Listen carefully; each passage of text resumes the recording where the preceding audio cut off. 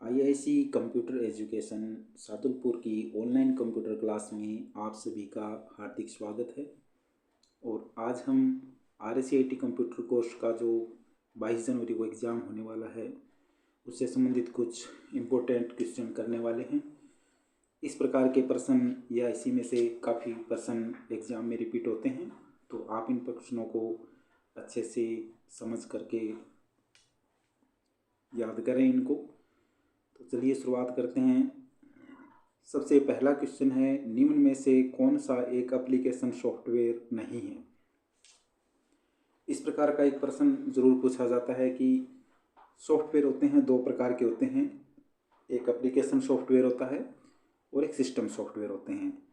तो कई बार पूछ लेते हैं कि एप्लीकेशन सॉफ्टवेयर कौन सा है या सिस्टम सॉफ्टवेयर इसमें से कौन सा है। अभी ये पूछा गया है कि ये जो क्वेश्चन है कि इसमें से एप्लीकेशन सॉफ्टवेयर नहीं है पूछा है। तो एप्लीकेशन सॉफ्टवेयर के अंतर्गत हम देखते हैं कि पेज मेकर प्रोग्राम है, ये भी होता है, नोटपैड भी एप्लीकेशन सॉफ्टवेयर है, फोटोशॉप भी एक एप्लीकेशन सॉफ्टवेयर है।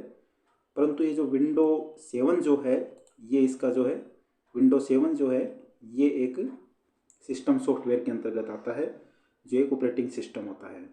तो इसका सही आंसर होगा यहाँ पे कि विंडो 7। इसके बाद में अगला क्वेश्चन है कि निम्न में से कौन सा कंप्यूटर हार्डवेयर को चलाता है और अन्य सॉफ्टवेयर चलाने के लिए एक मंच के रूप में कार्य करता है। तो ये इस प्रकार का जो कार्य होता है वो ऑपरेटिंग सिस्टम करता है। तो इसका सही आंसर होगा ऑपरेटिंग सिस्टम। तो इसको अपन करना है ऑपरेटिंग सिस्टम, ये इसका सही आंसर होगा। इसके बाद में एक आउटपुट डिवाइस का उदाहरण है।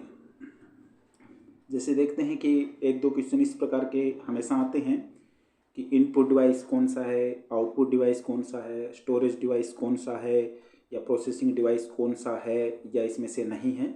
तो इस तरीके के एक दो प्रश्न ज़रूर आते हैं।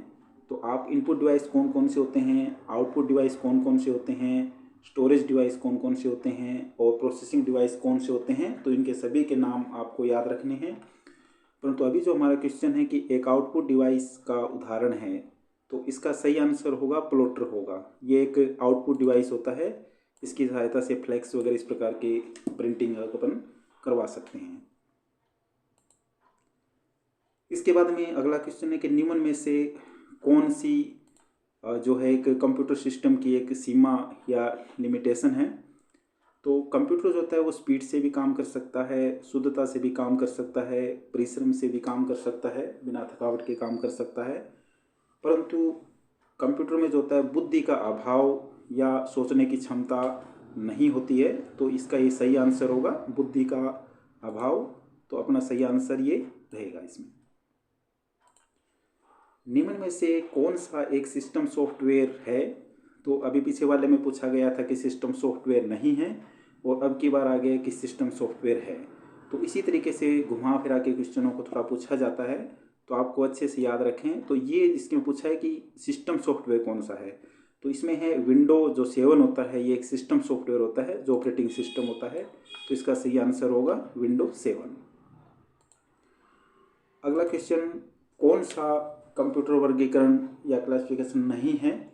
तो कंप्यूटर वर्गीकरण के अंदर मेन फ्रेम कंप्यूटर भी होता है, मिनी कंप्यूटर भी होता है, नोटबुक कंप्यूटर भी होता है, परंतु मैक्स फ्रेम नाम से जो है कोई कंप्यूटर का वर्गीकरण नहीं है।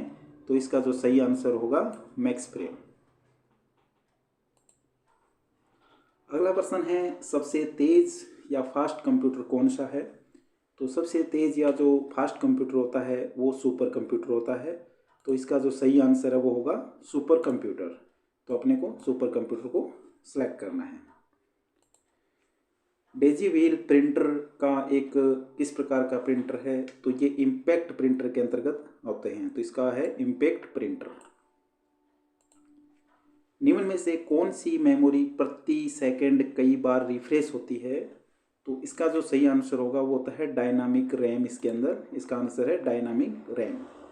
तो इसको अपन करेंगे डायनामिक रैम। रैम से अधिकाधिक प्रयोग में ली जाने वाली जानकारी को संग्रहित करने के लिए कौन सी मेमोरी का उपयोग किया जाता है। ये क्वेश्चन भी एग्जाम में काफ़ी बार आ चुका है। तो इसका सही आंसर होगा कैश मेमोरी। तो अपने को करना है इसमें से कैश मेमोरी जो है इसका सही आंसर होगा।